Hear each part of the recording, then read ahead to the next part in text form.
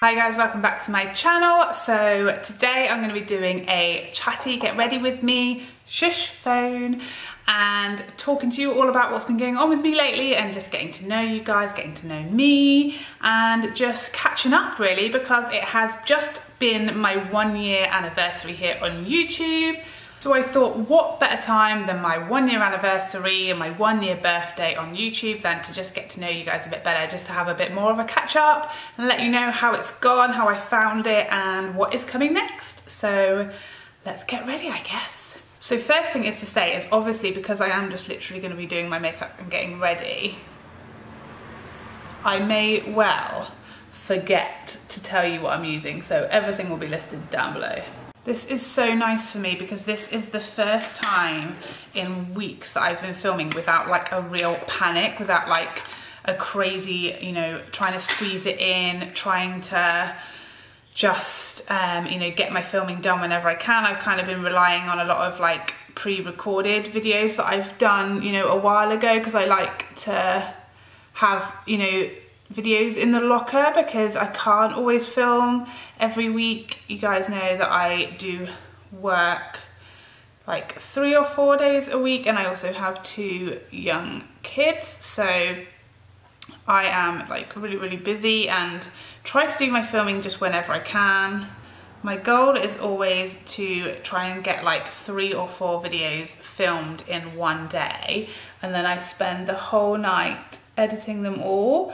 And I obviously now upload 3 videos, whereas when I started off with 2 because obviously I was just learning how to edit and stuff, so it took me so long, whereas now I felt like I'd got quick enough and able to edit like quickly enough that I was able to go up to 3 videos, which I think is just a bit more regular, a bit more frequent, and really helps you guys to sort of stay connected with my channel and stuff. So yeah, I was really happy I was able to do that, but that means that I don't, you know, if I do film 3 or 4, I am using like all of those, whereas before if I was able to film 3 or 4 videos and then I was only uploading 2, it gave me loads of spares. Because although I'm only a small channel, I still feel like I don't want to miss uploads. I don't want, like, you know, to say that I am uploading every Tuesday, Thursday and Saturday and then there just not be a video one week. So I always want to have spares just in case something happens.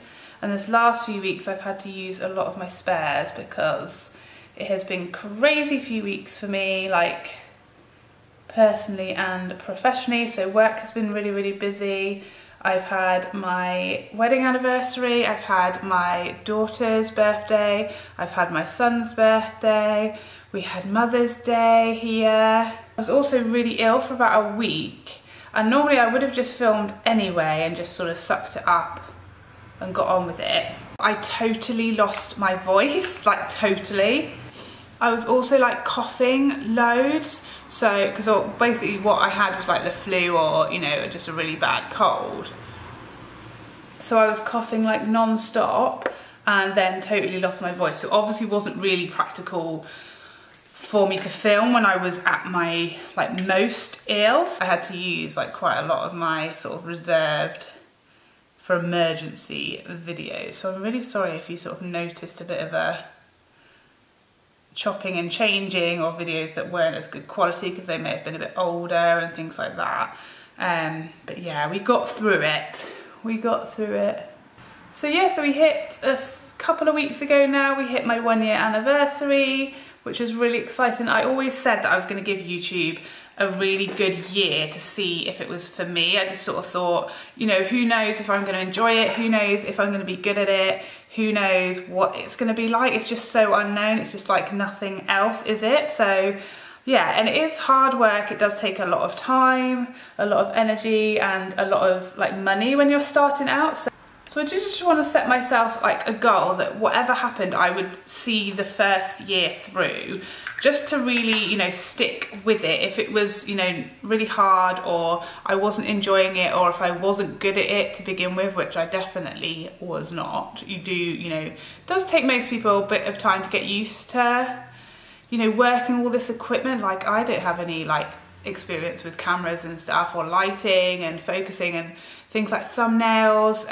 Yeah, so I had no idea if I would be any good, if I would be okay at speaking on camera and things like that. So that was my goal, is just to give it a year, work as hard as I could, make it as good as I could. And by the end of the year, then I would decide, am I still enjoying it? Is it still fun for me? You know, am I able to sort of balance it with my job and with my kids? Is it taking away too much? And then I decide. And I've definitely, like, I've never really had a point this year, although there's definitely been ups and downs.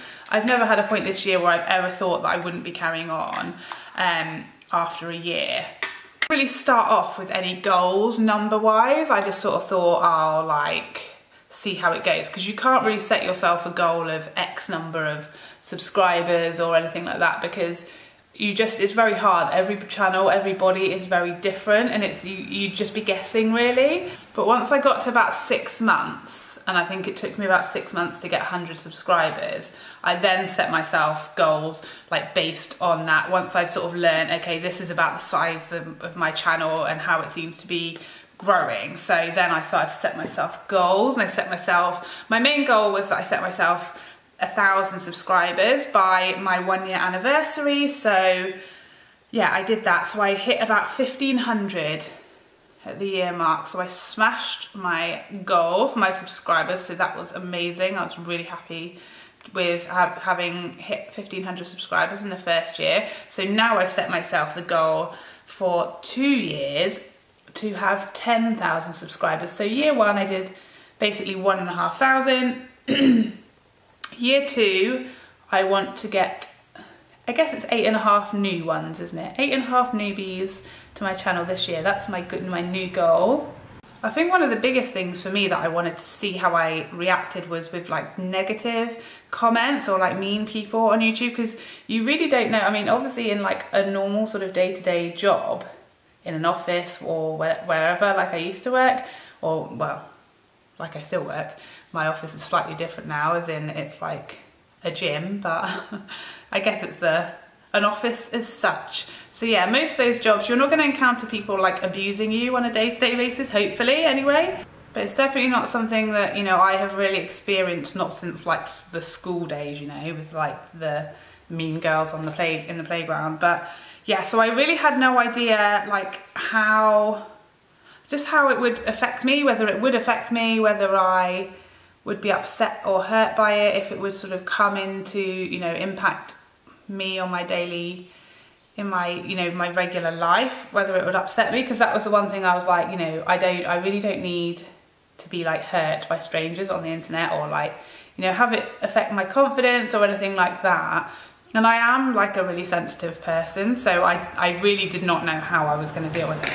In a way, I was actually really glad when I got my first couple of like mean comments, because it allowed me to sort of reflect and see, how did I feel about it? How much did it really affect me? You know, did it affect me enough that I shouldn't be doing this, that it's not for me, I'm not, you know, thick-skinned enough or whatever. And I was actually really pleasantly surprised that it really didn't, you know, affect me at all. I think the first one was a bit like, oh, like, you know, a surprise and a bit like hurtful. But what I found is that I literally maybe thought about it for about 5 minutes, or like, you know, it was on my mind for about 5 minutes, but then I literally forgot all about it and really didn't sort of, you know, think about it, didn't bother me at all, and I was able to really move on, and it just didn't, you know, last long, the feeling. Yeah, I really have not got that many. I'd say maybe you get about 1 a month that is even negative, and I don't count like, you know, if someone's saying, oh my god, that lipstick looks terrible on you, I wouldn't count those sorts of comments that are just, you know, like constructive, and sometimes people might be a bit harsher than you would like them to be, or just than is your personal preference of how you know, give people feedback, or what you would say to someone in the street. That doesn't bother me at all. I think that's, you know, a lot of times people trying to help or just give you feedback or just give an opinion, and there's absolutely no trouble with that whatsoever. I guess the ones I'm talking about are the ones where they're like, oh my god, you're hideous, you're so annoying, like you're pathetic, or like, you know, those sorts of really harsh, critical judgments of your appearance or anything like that. I got a lot of comments about my eyebrows, less so now because I have been working on them for that very reason, but people gave me all kinds of abuse about my eyebrows, which I wouldn't necessarily say upset me. I just found it really weird that people were like that bothered about my eyebrows. I mean, like, you don't have to look at them every day in the mirror. I do. So if anything, if anyone should be upset about my eyebrows, it should be me, and I'm really not. So yeah, it's a bit strange. But you do often see the ones that you get that are really horrible are generally from people with no profile picture, and just the way they speak, you can often, most of the time I would say, they are very young. They're always like, you know, teenagers, and I think they're just angry. I mean, I know I was angry when I was a teenager. You know, maybe they're going through some stuff, and I try to think of it in that way, that it's not necessarily really aimed at you, it's just some angry people who are just angry in general, and that's how they express themselves. It's really interesting because I try to reply to every single comment I get.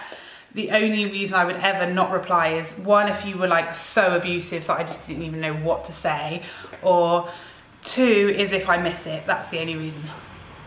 My phone recently broke, so I've got a really, really old phone with like no memory, so I can't have the YouTube developer app and the regular YouTube on my phone. I've got to have the regular YouTube on my iPad. So that has meant that I have missed some comments, which has really annoyed me, and have always found them in the end, I think, but they don't show up as easily on the developer app. So it is quite annoying, because I really don't ever want people to think I'm not replying to your comments. And I do always reply, even if it's a really mean comment. I try to reply in a really like constructive way. I mean, I've definitely given up trying to sort of like teach people. I don't think there's any point being like, you know, you need to change your ways. I don't think these people are ever in a place to like, you know, learn from you or anything like that. I don't think there's any point wasting your energy trying to, you know, improve their behaviour. I think that's probably best left to their mum. But I do always try to reply in a really kind, softening way, and try and sort of placate them a little bit, you know, maybe try and turn them around a little bit like that. And they never, ever reply when you do that. It's so funny. It's just so strange, because I always think maybe they'll reply, oh, you know, sorry, I didn't mean to be, you know, horrible, or something like that. But I had a girl who was like really nasty about my eyebrows, and I just replied saying, you know, that's fine, you know, you're entitled to your opinion. They're just, you know, they're just eyebrows, you know, you know, it's fine. And then other people replied, like telling her off for the way she'd spoken to me, and she like replied to them because they were obviously coming at her, you know, quite aggressively and telling her off. Whereas I just like, you know, sort of just said, okay, that's fine, you know, never mind.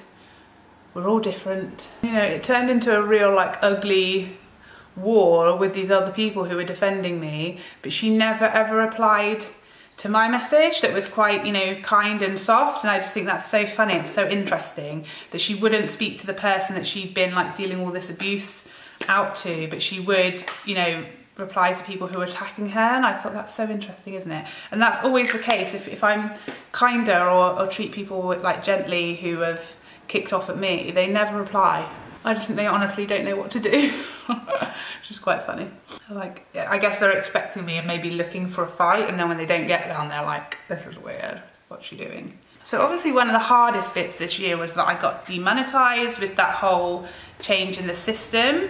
So if you don't know, you basically had to have 1,000 subs and 4,000 hours watch time. I think I've got something like 150,000 hours watch time.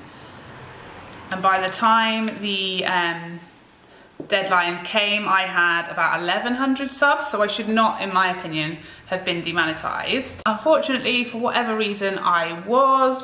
I guess maybe you had to have the subs way before the deadline in order to guarantee it, but yeah, I was annoyed because I wasn't expecting to get demonetized because I had hit the figures they were asking for, so that was really frustrating, and that was a bit of a hard point because I had been making, you know, a really useful amount of money to keep feeding into my channel.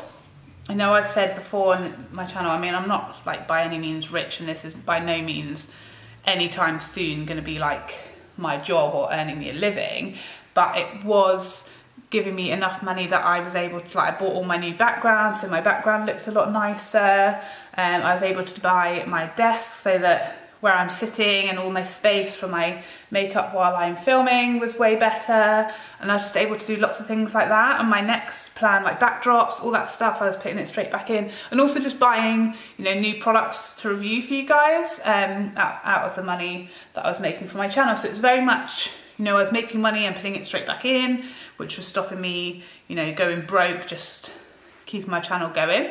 But yeah, so that was really tough when I got demonetised, because I'm still on demonetised. I've been demonetised for over, well, by the time they're now saying that they're hoping to review all the channels that qualify by the end of April. So if that is the case, although they do keep putting the date back and back, it started off end of January, then end of Feb, and now it's end of April. I am a little bit nervous that it's going to get put back again, but presuming it stays end of April, then I would have been demonetised for 2 months, and I would probably have lost in excess of £200 during that time, which I know it's not a fortune, but obviously that is a lot of money. And my plan was that I was going to buy a microphone next. So once I had enough money for my channel, that was going to be like the next thing that I bought with my channel profits, was going to be a microphone, because I think that's the next thing that sort of I can improve my video quality with, is having a mic, and that was my plan. So I basically would have had that money by now. So that has been a bit disheartening, but I've just sort of looked at it in a way that there's just nothing really that I can do about it. So I've just really tried to focus on like my own thing and just keep going, and you know, I'll get it back when I get it back, and that's all I can do really, is just keep swimming, just keep swimming. So I know I mentioned earlier that it has been my daughter's birthday, so it was her 4th birthday at the weekend, and oh, it was amazing. It was so stressful because I just get so carried away. Like, she's 4, for crying out loud. But it was her first time we've done a proper party. Like last year, we just did like a barbecue, and you know, got our friends that have kids round, and I made some cupcakes, and we had like games in the garden. That was it. With this year, it was like the full on, you know, we hired the village hall. I made like a full on cake. We did all the catering ourselves. We hired a bouncy castle. It was a lot of like organisation, and I just get carried away. Like, I had to be stopped. I think like my husband was like trying to delete Pinterest off my phone because it just got silly.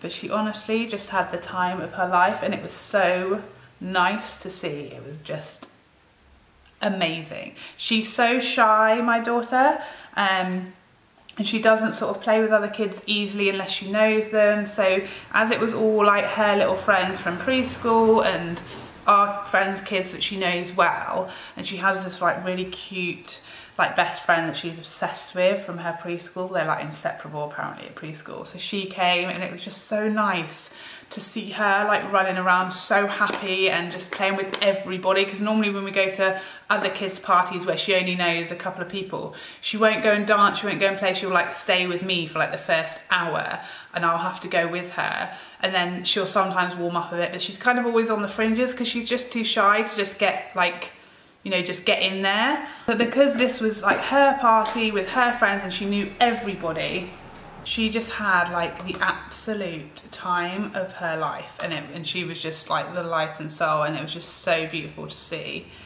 So my daughter was actually born the day before my husband and I's wedding anniversary. So her birthday was actually on the Thursday of last week, and our wedding anniversary was on the Friday, and it was our 5th wedding anniversary. And we literally did like basically nothing because we are so broke right now. Like, obviously we had my daughter's birthday party, which cost a fortune.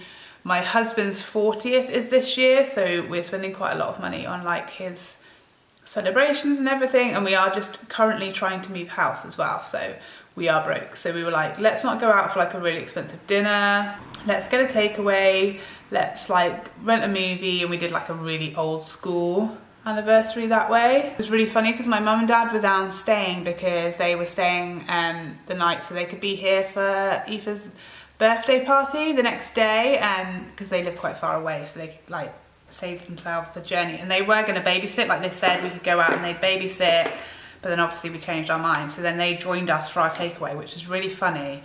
Like I said, my daughter was born the day before, and obviously like we had quite a tricky delivery with my daughter, and also we were just in a really busy hospital, and they just do take ages to like discharge you and everything and get to you to be able to let you out. It was like we were literally like climbing the walls trying to get out after she was born.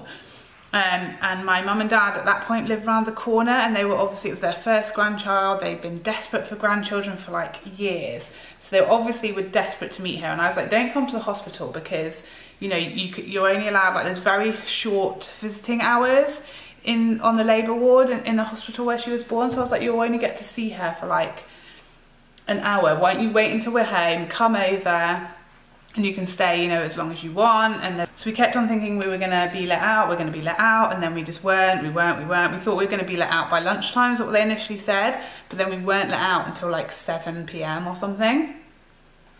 So by the time we got home, it was like we were starving, we hadn't had anything to eat, because obviously we'd been like stuck in the hospital the whole time. We were starving. I think they might have brought round like a sandwich for like the mums, but the dads don't even get fed. So he had to like steal like a piece of toast or something. It was just insane. So we were starving, we were obviously exhausted, and we were just so fed up, desperate to get our baby home. So anyway, when we finally got home, my mum and dad were like here at the house by the time we got home, like waiting on the doorstep, and they had bought us a Domino's takeaway.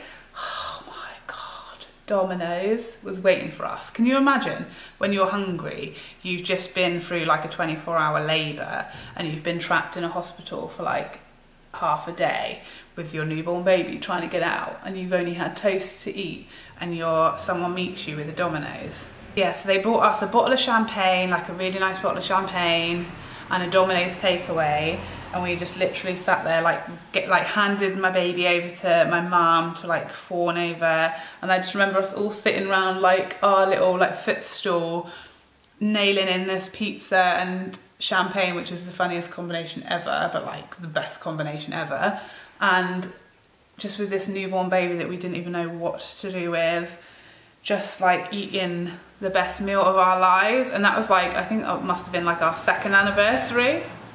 No, so that was our 1-year anniversary, because yeah, we basically got pregnant with Aoife almost like straight after our wedding.